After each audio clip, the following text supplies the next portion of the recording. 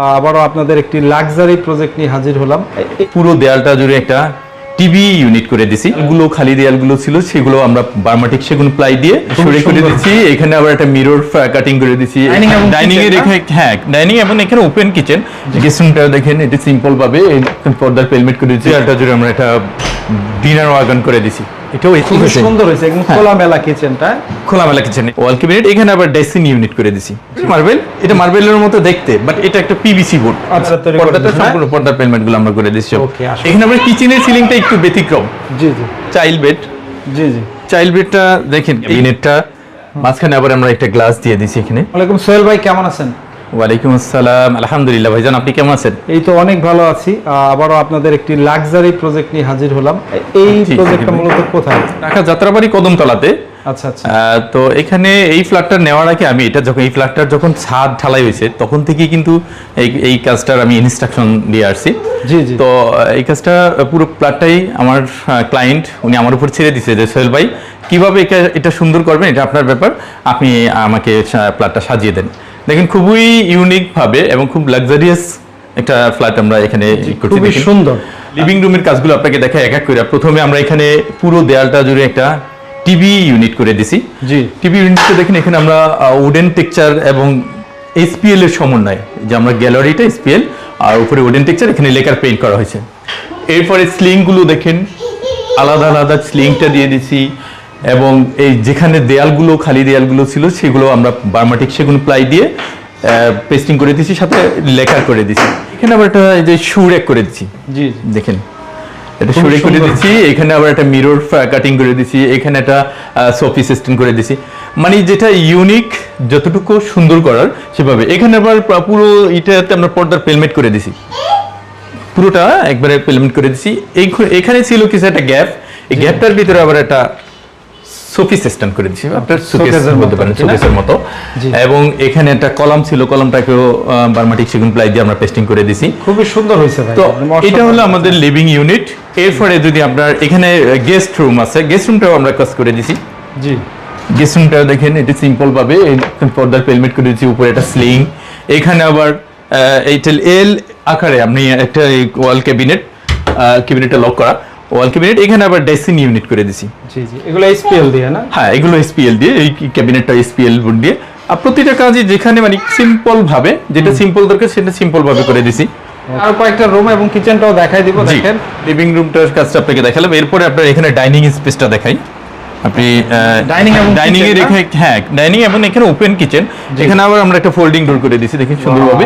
এটাও একটা আপনার কলাম ছিল, এটাকে পেস্টিং করে দিছি। মানে প্রত্যেকটা কলামই হচ্ছে ডিজাইন করে দিছি। এখানে দেখেন এই যে মডুলার কিচেন, ওপেন কিচেন, যেটা একেবারে পুরো কিচেনটাও এখানে এসপিএল বোর্ড দিয়ে। মানে এটা আপনাকে প্রথমেই বলছি যে প্রথম থেকে আমি এটা ইনস্ট্রাকশন দিচ্ছি যে কোন ভাবে হবে। তো কিচেনটা দেখেন, যেটা আপনার যেভাবে যেটা সেটআপ করার ওইভাবে সেটআপ করে দিয়েছি। এখানে আবার জি এসপিএল দিয়ে এখানেও কাটলারি দেওয়া হয়েছে, এখানে প্লেট স্ট্যান্ড দেওয়া হয়েছে। খুব সুন্দর হয়েছে, একদম খোলামেলা কিচেনটা। খোলামেলা কিচেন এটা, মানে এটা হলো ডাইনিং এর সাথে এটা ওপেন কিচেন, ড্রাই কিচেন আর কি যেটা। আর এই দেয়ালটা দেখেন, এখানে একটা পুরো দেয়ালটা জুড়ে আমরা একটা ডিনার ওয়াগন করে দিছি। এটাও এসপিএল বোর্ড দিয়ে, খুবই ইউনিক এবং সুন্দর কাজ হয়েছে। আমরা যদি দেখেন এখানে আবার আমরা ফুল হাইটের একটা পাল্লা দিয়ে দিয়েছি এটার ভিতরে, মাঝখানে আবার মিরর কাটিং।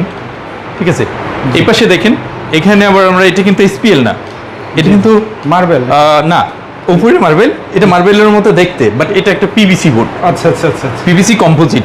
ঠিক আছে, এবং আমরা এটাকে আবার দিয়ে দিয়েছি পিভিসি বোর্ড দিয়ে, কারণ এখানে তো পানি থাকবে সব সময়, সেক্ষেত্রে পানির তে কোনো যেহেতু সমস্যা না হয়।